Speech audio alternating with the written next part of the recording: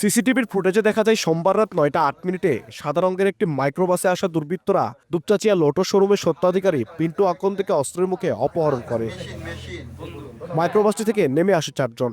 সবার মুখ ঢাকা ছিল। তাদের একজন আগ্নেয়াস্ত্র দেখিয়ে শোরুমের ভেতর থেকে পিন্টু আকন্দকে টেনে বাইরে বের করে আনে। পরে বাকিরা তাকে সাদা রঙের মাইক্রোবাসে তুলে বগুড়া নওগাঁ আঞ্চলিক মহাসড়ক ধরে আদমদিঘির দিকে রওনা হয়। পরে আদমদিঘি থেকে উদ্ধার হয় পিন্টু আকন্দের মরদেহ। পুলিশের ধারণা, পথে মাইক্রোবাসের ভেতরে পিন্টুকে শ্বাসরোধে দিয়ে হত্যা করা হয়েছে।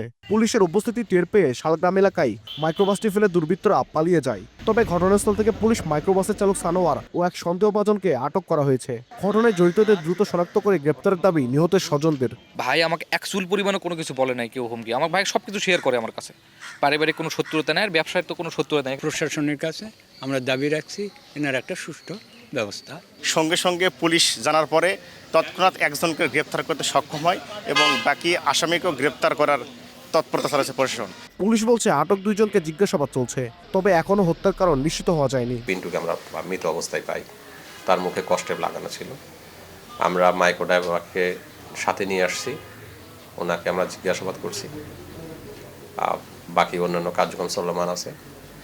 জিজ্ঞাসাবাদে প্রকৃত সত্য উদ্ঘাটিত হবে। নিহত পিন্টু আকন্দ নওগাঁর রানীনগরের লোহাচড়া গ্রামের বাসিন্দা। আব্দুল আউয়াল, বগুড়া।